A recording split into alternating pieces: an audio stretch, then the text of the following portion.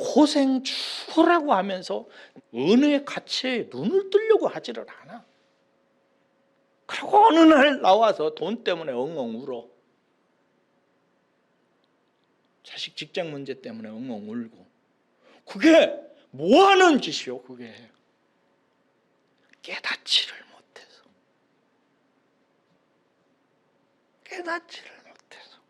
사도 바울이 가르쳤던 것처럼 이제 하늘로부터 구원을 받았으니 너희들은 위의 것을 찾아라. 할렐루야.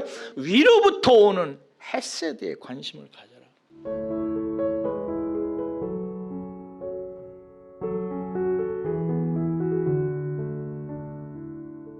제가 제일로 불쌍하게 생각하는 사람이 있어요. 예수님을 모르는 사람입니다.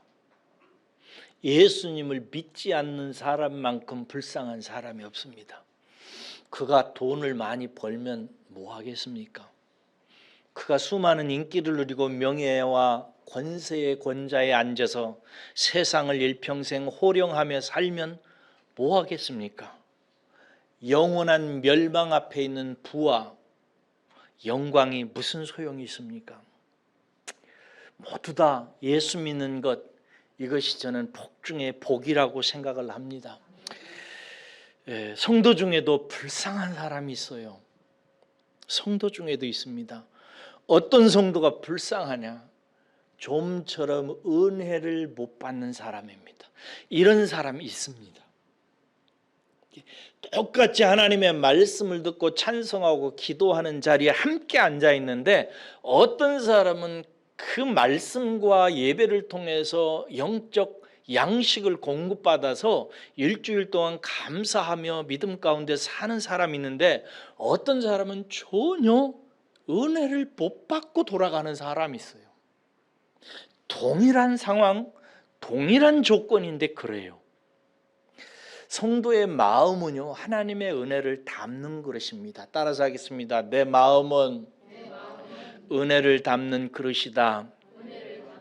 우리의 마음은 하나님의 은혜를 담는 그릇입니다.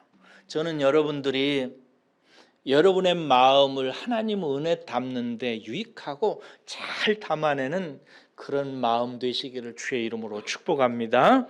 오늘 시편의 제목은 성전에 올라가며 부르는 노래라고 하는 제목을 갖고 있어요. 요즘 말로 말하면 오늘 우리들 상황으로 말하면 예배 드리러 가면서 부르는 노래라는 뜻이라고 이렇게 이해하면 되겠습니다. 예배 드리러 올라가면서 부르는 노래입니다.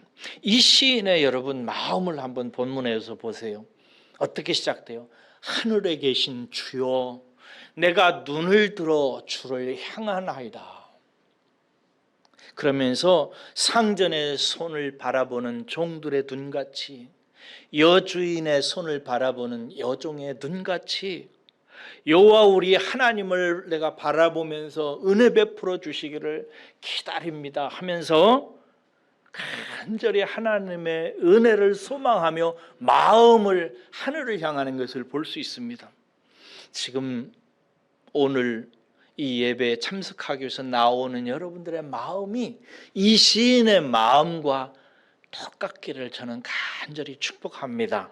하나님은 우리 모두의 마음을 이 시인의 마음과 같은 은혜를 간절히 사모해서 그저 하나님의 은혜를 가슴 가득히 듬뿍듬뿍 받아내는 성도로 만들어내시기를 원하시는 분이십니다. 우리가 부르는 복음성가 중에 은혜 아니면 살아갈 수가 없네. 여러분, 이 찬양 가사가 얼마나 좋아요. 은혜 아니면 살아갈 수가 없네. 이 찬양을 부르면서 혹시 흐느껴 보신 분 계세요? 하나님, 정말 이 찬양 가사 맞습니다. 나는 아버지 하나님으로부터 부어주시는 은혜 받지 않으면 못 삽니다. 하나님, 내게 은혜 내려주십시오라고 고백하며 이 곡을 불러본 적이 있으십니까? 여러분, 그런데 보통의 경우는 성도로 할지라도 은혜가 아니라 돈이, 은혜가 아니라 다른 생활의 조건이 더 마음속에 간절하게 다가오는 사람은 얼마든지 있을 수가 있습니다. 왜 그러느냐? 은혜에 대해서 깨닫지 못해서 그렇습니다. 은혜에 대한 깨달음이 없기 때문에 구약적인 표현인데요, 하늘을 우러러 향하지를 않습니다. 여기서 하늘을 우러러 향한다는 것은 하나님께서 위로부터 부어주시는 은혜를 간절히 사모하며 마음을 여는 성도의 믿음의 상태를 말합니다. 이건 누가 하느냐? 은혜의 가치, 은혜의 보배됨을 깨달은 성도가 늘 그럽니다. 본문에 보면 시인은 하늘에 계신 주여 하고 불러요. 그러면서 눈을 들어 하늘을 향한다고 이렇게 얘기합니다.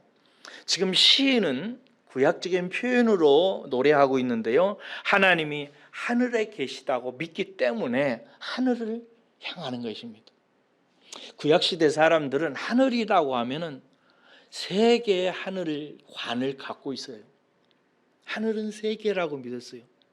첫째 1천층, 둘째 2천층, 셋째 제3천층으로 이렇게 표현을 했는데요, 1천층은 뭘 말하냐면 여러분들이 볼 때 대기권을 말하는 거예요. 공기가 있고 구름이 있는 것. 2천층은 뭐냐면 해와 달과 별들이 운행하는 곳을 2천층이라고 이렇게 생각했어요. 3천층은 어느 곳이라고 생각하냐면 신들의 거처. 그러니까 하나님은 몇 천층에 있겠어요? 3천층에 있다고 생각했어요. 그래서 3천층을 바라보아야만 되는데, 말이 3천층이니 벌써 3천층이라 하면은 우리의 의식 저 너머와 같습니다. 멀어요. 눈에 보이지 않아요. 그러므로 하늘은 까마득합니다. 그래서 구약의 사람들은 하늘 대신 이 말을 깨달으셔야 됩니다. 하늘 대신 땅의 율법으로 복을 얻으려고 했어요. 그러나 은혜는 땅으로부터 오는 것이 아닙니다. 사람에게로부터 은혜가 오지 않아요. 그러니까 깨닫지 못한 사람은 내게 필요한 모든 복이 사람으로부터, 땅으로부터 추수하려고 하는 육체적 성향을 갖고 있어요. 근데 하나님께서는 우리를 구원하셔서 이제 위의 것을 찾아라, 너에게 필요한 것은 위로부터 온다라고 말씀하시고, 우리의 심령의 성향을 늘 하늘로부터 오는 하나님의 은혜를 바라보도록 우리를 바꾸어 가십니다. 오늘 본문 말씀에 보면 시인은 하늘에 계신 주님을 향해서 눈을 들어요. 이 사람의 신앙이 너무나 아름답기 때문에 하나님은 이 성도의 시선을 복되게 보시고 이렇게 시편에 담아내신 것입니다. 저와 여러분들도 이 구약시대의 사람도 눈으로 볼 수 있고 의식으로 가늠할 수 있는 3천층이라고 하는 하나님이 계시다라고 믿는 그것을 향해서 간절한 열망을 가지고 은혜를 사모하며 바라보는 이 구약의 한 성도를 향한 하나님의 뜻을 여러분 마음속에 잘 헤아려서 이 사람처럼 여러분들도 하늘을 우러를 줄 아는 분들, 늘 하늘을 우러르며 하늘로부터 오는 하나님의 은혜를 사모하고 구하는 분들 되시기를 바랍니다. 이를 위해서 한 가지 원리를 먼저 아셔야 됩니다. 먼저 우리가 하늘을 바라보며 은혜를 늘 사모해야 되는데요, 은혜 없이 못 사니까 은혜 늘 사모하셔야 됩니다. 근데 은혜라는 말은 이런 원리에 의해서 이름 지어졌습니다. 구약에서 은혜라는 말은 여러 가지 단어가 있는데 그 중에 꼭 알아야 되는 두 단어가 있어요. 첫째는 따라서 하겠습니다. 헤세드. 헤세드라는 단어가 있어요. 두 번째는 카리스라는 단어입니다. 따라서 하겠습니다. 카리스. 예, 헤세드와 카리스라고 하는 이 두 단어는 알아야 돼요. 헤세드라고 하는 단어는 은혜의 의미를 잘 알려줍니다. 헤세드라고 하는 단어는 무슨 뜻이냐면 불쌍한 인생을 긍휼히 여기시는 하나님의 불멸의 사랑을 말해요. 다시요. 불쌍한 인생을, 여러분 인생은 불쌍합니다. 불쌍한 인생을 긍휼히 여기시는 하나님의 어떤 사랑? 불멸의 사랑, 없어지지 아니하는 사랑이에요. 인간은 너무 불쌍한 존재고요. 이런 불쌍한 존재를 긍휼히 여기시는 하나님의 사랑은 멸하지 않아요. 없어지지 않아요. 항상 어디에나 누구에게나 모든 곳에 하나님의 불타는 불멸의 사랑이 헤세드가 있어요. 이게 이제 헤세드라고 하는 단어의 뜻이에요.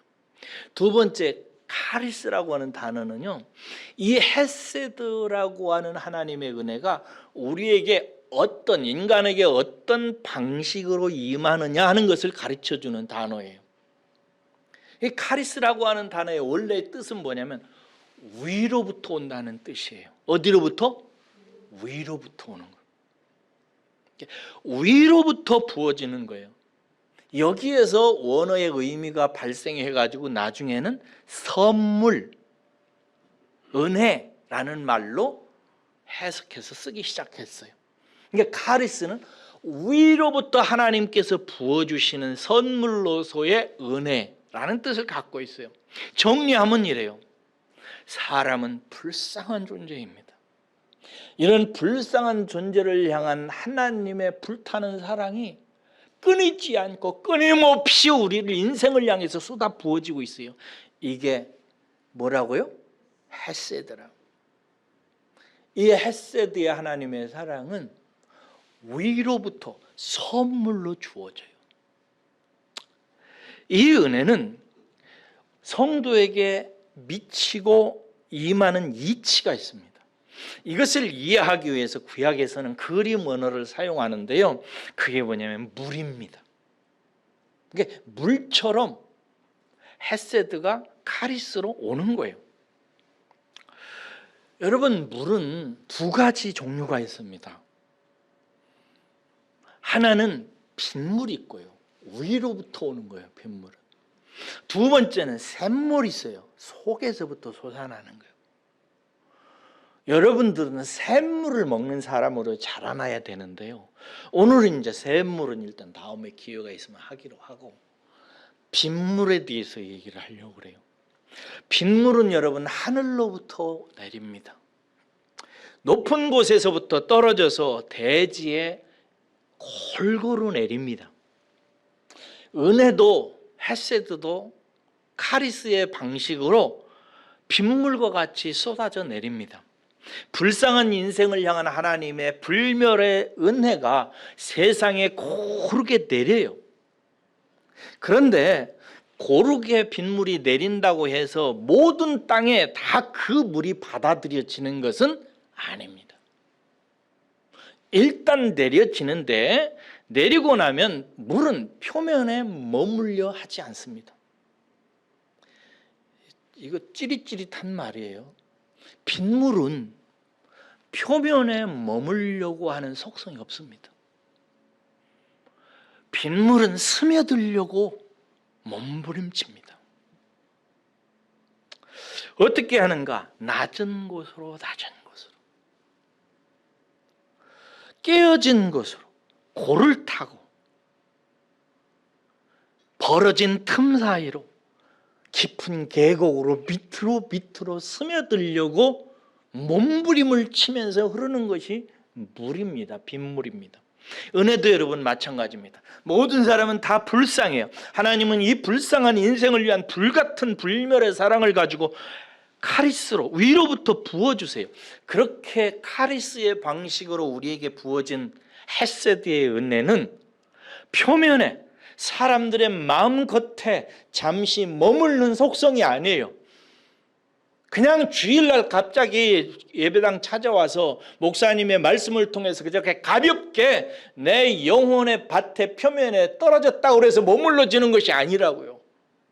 스며들려고 해요. 파고들려고 합니다. 그래서 하나님의 카리스 방식으로 내려온 헤세드의 은혜는요, 어떤 사람에게 스며드느냐? 낮아진 사람, 깨어진 사람, 가슴에 골이 있는 사람, 눈물이 있는 사람, 고통스러운 사람, 아픈 사람, 가난한 사람, 그래서 우는 사람, 가슴 골이 깊이 패여져서 사람으로서는, 땅으로서는 어떻게 해결할 수 없어서 하늘을 바라보는 사람, 그 사람에게 하나님의 은혜가 그 심령을 타고 스며들고 스며들고 내려가고 깊이 있게 심령 깊은 곳으로 들어가요. 그리고 그 후에 일정한 조건이 조성되어지면 샘물처럼 솟아나게 되는데, 이 사람이 샘물처럼 솟아나는 능력과 기술을, 그 예술적인 능력을 함양하게 되면 영원히 솟아나는 샘물이 되어서 마르지 않고 솟기 시작합니다. 오늘 본문의 사람, 은혜의 마음그릇이 예비된 이 사람을 여러분 보세요. 1절을 보세요. 하늘에 주를 향해 눈을 듭니다. 3천층, 사람의 의식과 눈과 감각으로 도저히 가름할 수 없는 곳임에도 불구하고 다른 모든 사람들은 땅의 것으로, 사람의 것으로, 눈에 보이는 것으로 내게 필요한 것을 공급받으려고 하는데, 이 사람은 하늘을 향해서 눈을 듭니다. 그리고 그 하늘에는 자기 자신의 주인님이 있다는 사실을 압니다.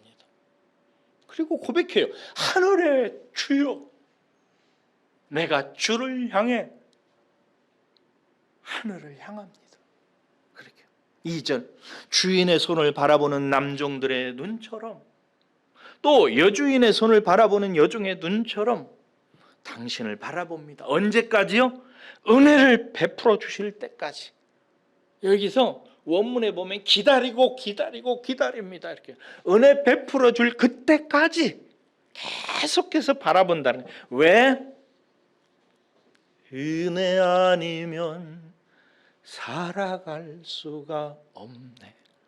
은혜 아니면 못 산다는 사실을 알았기 때문에 그래요. 사랑하는 여러분, 여러분들은 은혜 아니면 내가 못 산다고 하는 이 진리를 정말 가슴 깊숙이 속히 깨달아서 심령의 하늘을 우러러보면서 헤세드를 카리스의 방식으로 부어주시는 하나님의 은혜 앞에 가슴을 찢고 받아들여서 심령 깊은 곳에 내림받을 줄 아는 분들 되시기를 주의 이름으로 축원합니다. 이 사람이 이제 하늘을 바라보는 마음의 눈을 갖는 거예요. TV에서 보니까요,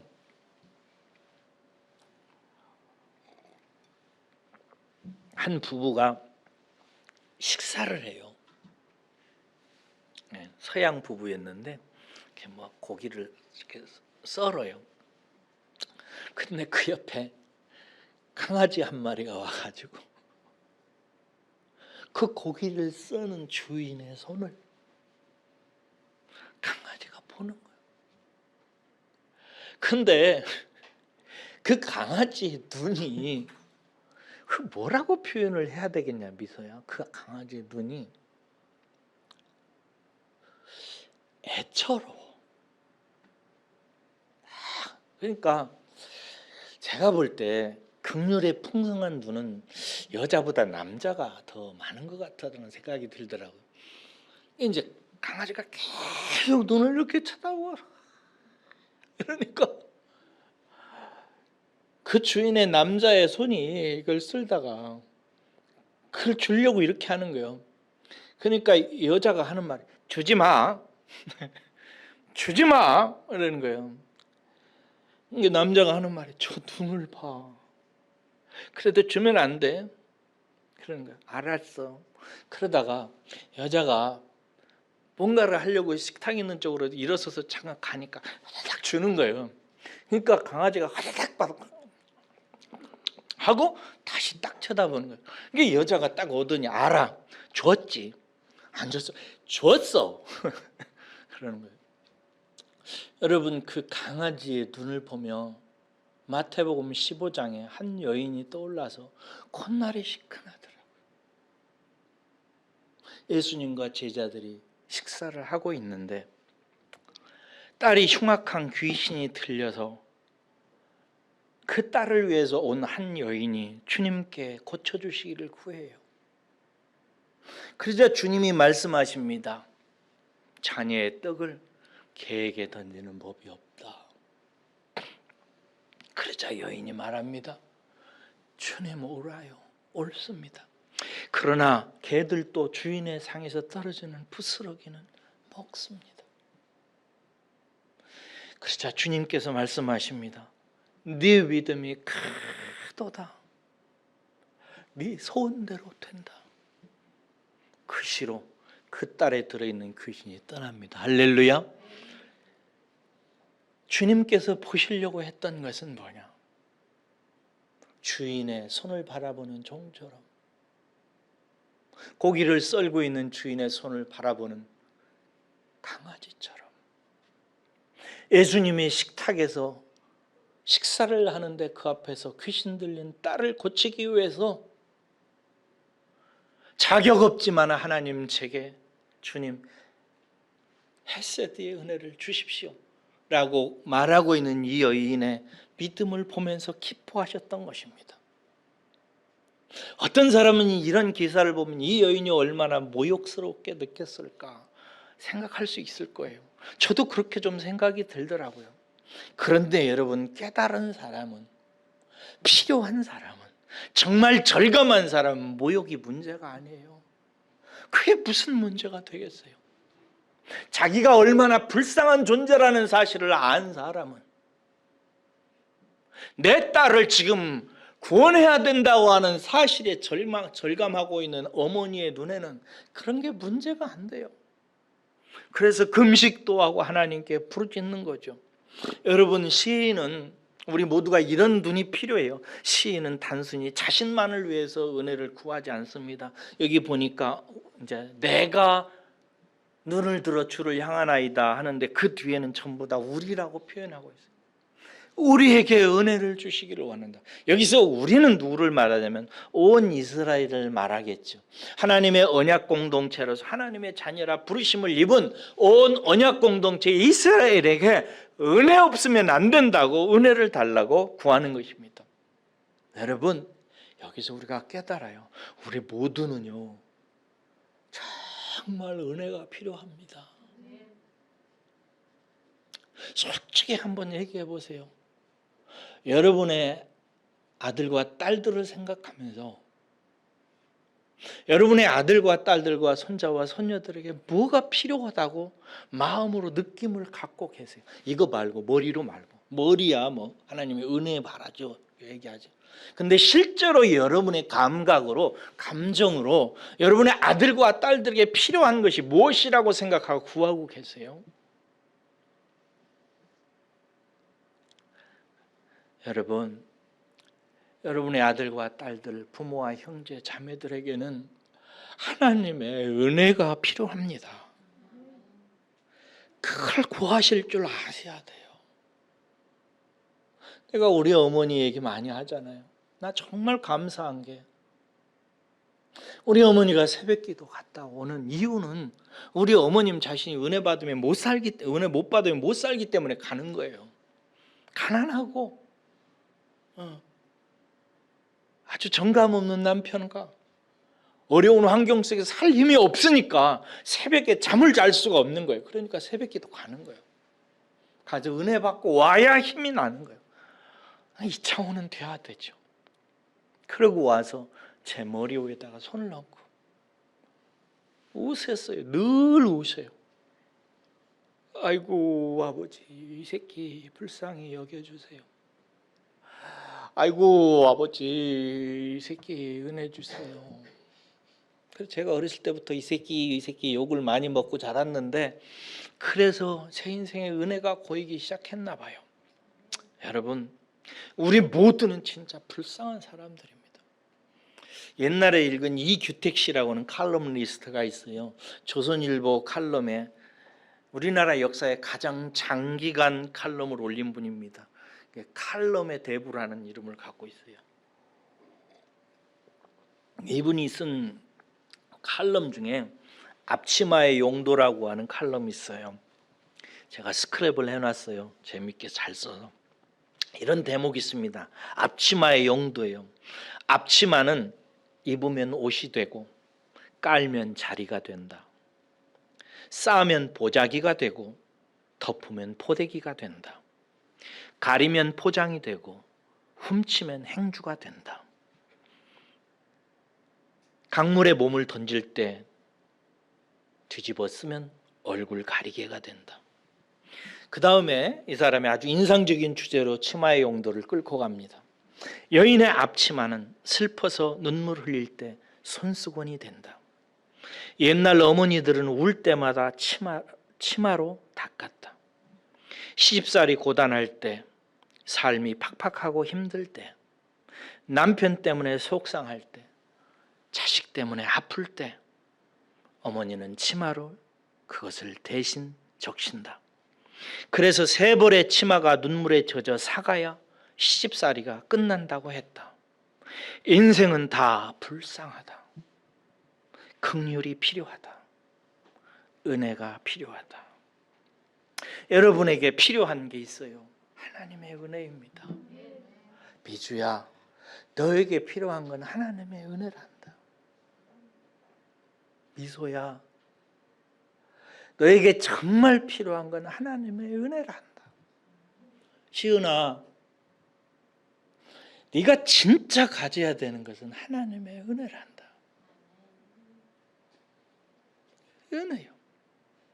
여기는 아버지, 어머니 여러분 기도할 때 자식들에게 돈 때문에 울기 전에, 좋은 대학, 직장 때문에 마음 상하기 전에 하나님의 은혜 때문에 울고 하나님의 은혜 부어주시기를 위해서, 자식을 위해서 우는 어머니, 아버지들 되시기를 주의 이름으로 축복합니다.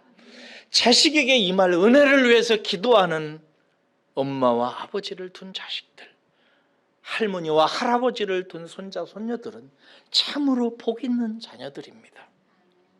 여러분들의 아들과 딸들을, 손자와 손녀들을 그 복을 받은 손자와 손녀, 아들과 딸들로 만드시기를 주의 이름으로 권면하고 축복합니다.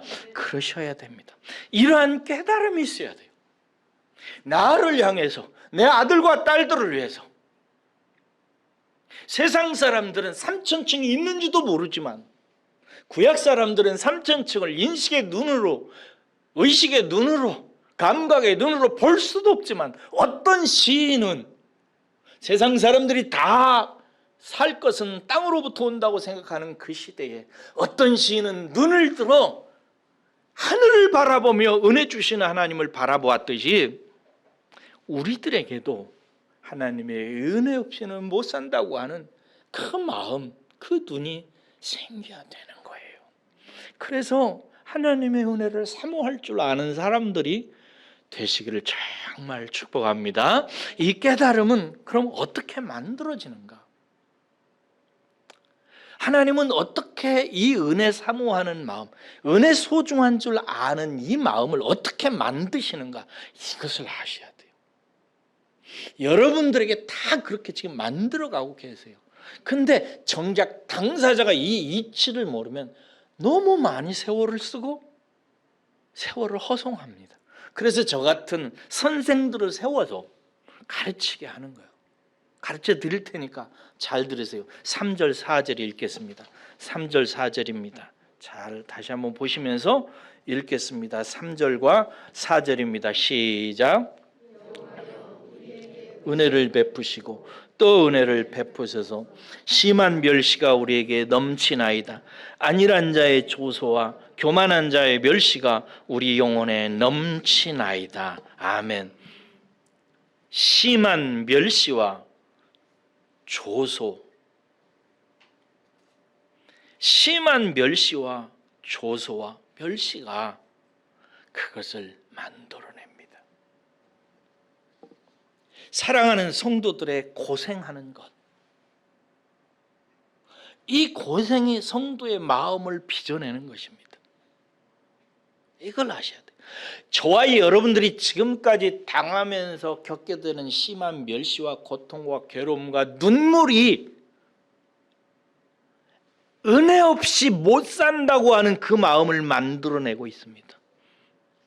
여러분들이 당해온 고통과 괴로움이 그것을 만들기 위해서 표면에 머물기를 거부하고 우리의 심령을 찢고 들어오기 위해서 하나님의 헤세드가 몸부림치고 있다는 사실을 기억하고 깨달으셔야 돼요. 그런데 이게 보통 고생이 아닙니다. 여기 보니까 심한 멸시가 우리에게 넘치나이다 이렇게 했고요. 안일한 자의 조소와 교만한 자의 멸시가 우리 영혼에 넘치나이다 이렇게 했어요. 여기서 넘친다라는 말은 원어적인 의미로 무슨 뜻이냐면 사바라고 하는 단어로 쓰여졌더라고요. 이게 뭐냐면 충분하다 이런 뜻이에요. 좀 적절하게 표현하면 4절에는 어떻게 되냐면 잘 먹고 잘 사는 사람들이 별 생각 없이 짓거리는 말들로 높은 자들이 깔보는 조롱으로 우리의 목구멍까지 가득 찼다 이렇게 돼 있어요. 이 멸시와 조롱과 괴로움과 눈물이 내 심령에부터 고이기 시작해서 내 목구멍까지 다 가득 찼다 이런 뜻이에요. 괴로움과 고통이 그런 뜻이에요. 이 시인은 틀림없이 땅으로부터 오는 조건을 찾기 위해서 든든한 삶의 조건을 땅에서 얻으려고 인생을 채우기 위해서 열심히 일했을 것입니다. 그러나 그들의 배와 목구멍에 가득 찬 것은 시인의 배와 심령과 그래서 차오른 것이 목구멍까지 가득 찬 것은 멸시와 조롱이었습니다. 그래서 이 멸시와 조롱이 가득 차서 이제 더 이상 견디지 못하고 이제 하나님께 나아가며 하늘에 계신 오 나의 주님, 내가 당신을 향하여 눈을 듭니다. 주인의 손을 바라보는 남종의 눈처럼 여주인의 손을 바라보는 여종의 눈처럼 내가 당신을 바라보며 우리에게 은혜 베푸실 당신을 기다립니다 하면서 하늘을 향해 눈을 들면서 예배드리러 나가기 위해서 예루살렘으로 올라가면서 노래하는데 다른 모든 사람들이 그 시인의 노래를 들으면서 따라서 하는 거예요. 하늘에 계신 나의 주여 그러면은 다른 사람들이 하늘에 계신 나의 주여 내가 눈을 들어 당신을 우러러 보나이다 그러면 내가 눈을 들어 당신을 우러러 보나이다 다 따라서 부르면서 예루살렘 성으로 올라가면서 부르는 노래예요. 세상에 나가서 땅의 것으로 사람들의 것으로 내 삶의 조건을 채우려다가 가슴과 심령에 채워진 것은 자기가 원하는 것들이 아니라 심령 깊은 곳으로부터 멸시와 조롱과 한과 눈물만 목젖까지 가득 차서 더 이상 견디지 못한 그 음성으로 하나님을 향해서 부르짖는 거예요. 여러분,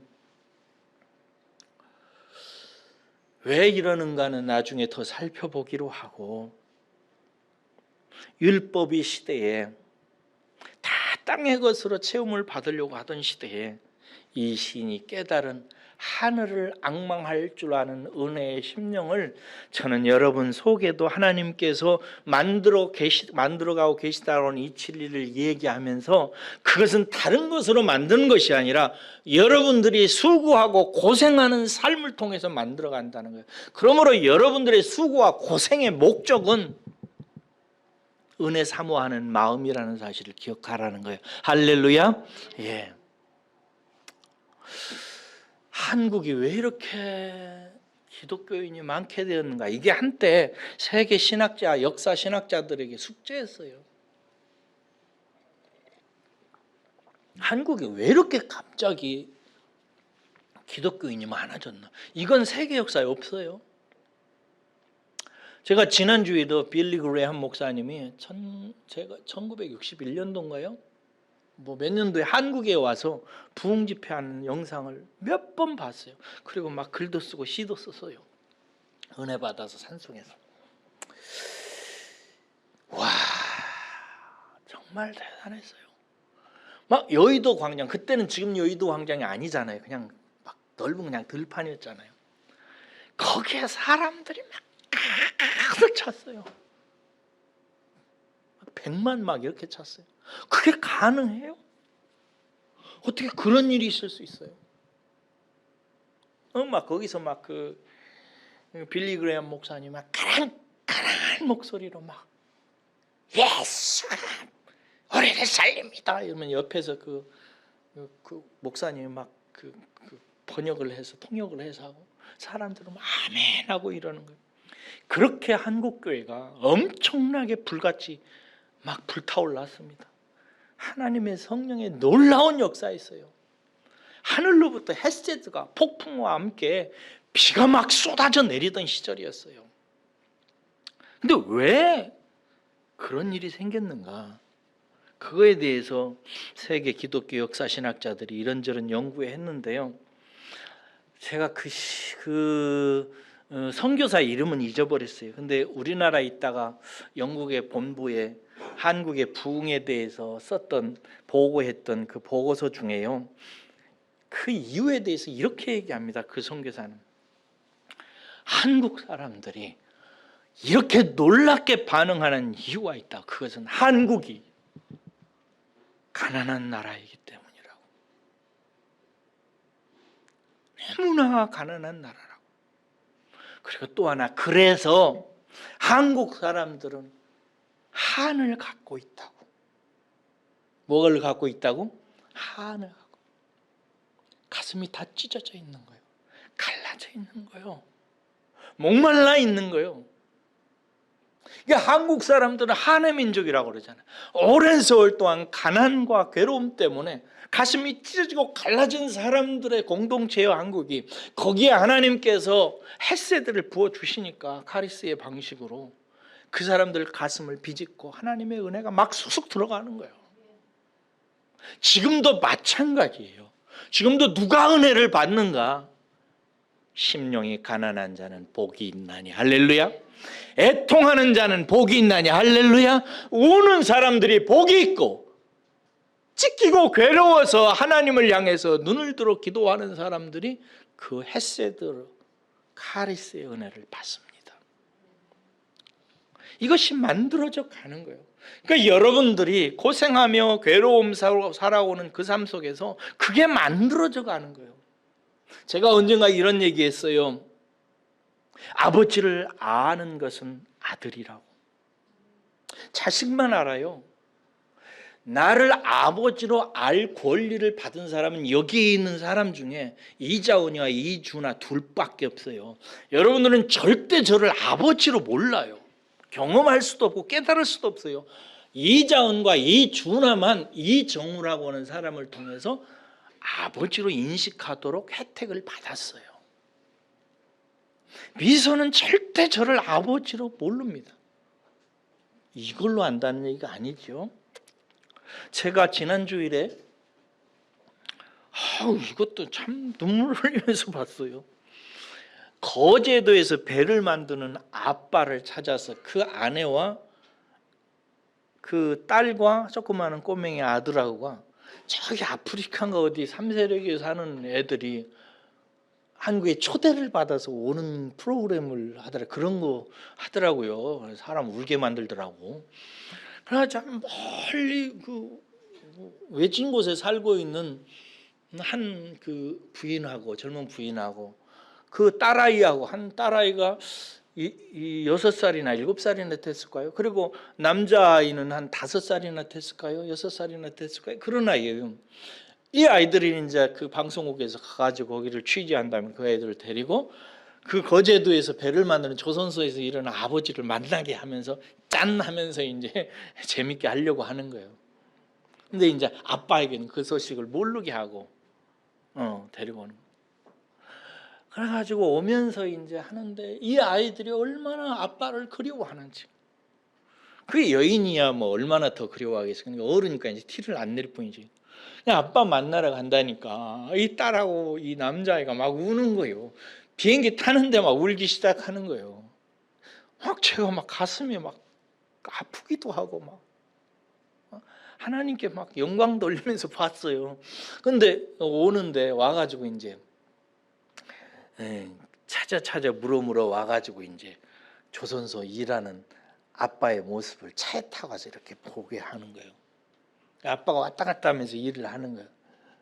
그러니까 그 아내도 막 울고 그 딸애도 울고 아들애도 울고 이러는 거예요. 막 아들이 막 가려고 하는 거예요. 그러니까 이제 그 취재진들이 하는 사람들 PD랑 못 가게 하는 거예요. 그러니까 막 울으니까 이제 다른데 몇 시간 동안만 아빠 일 끝날 동안만 이렇게 지내자 이러니까 이 아이들이 하나도 즐겁지가 않은 거예요.